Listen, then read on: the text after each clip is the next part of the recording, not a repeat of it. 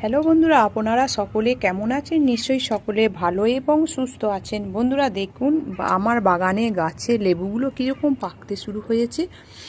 প্রতিদিন তুলি, কিন্তু এত লেবু ধরেছে, তুলে আর শেষ হচ্ছে না। পাড়া প্রতিবেশীদেরকে দিয়েও দেখুন গাছে কতটা পরিমাণে লেবু ধরে আছে, আমি বলে প্রকাশ করতে পারবো না। বন্ধুরা দেখুন, এইখানে একটা পেকেছে, এটাও তুলে নিচ্ছি।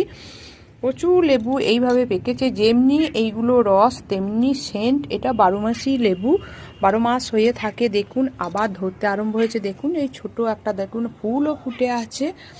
লেবু এইরকম থাকতে থাকতে আবার ফুল চলে আসে।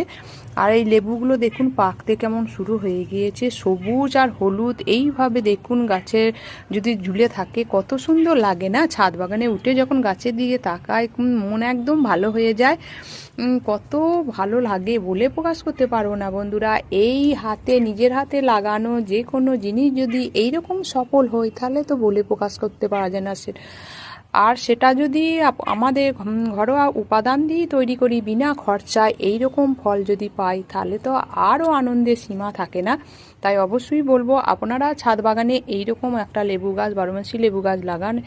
এবং এই লেবু গাছের পরিচর্যা আমি কিভাবে করি, এইরকম প্রচুর পরিমাণে ফল ধরাতে পেরেছি। অবশ্যই আমার সবুজ বিলা ইউটিউব চ্যানেলটি সার্চ করে দেখতে পারেন।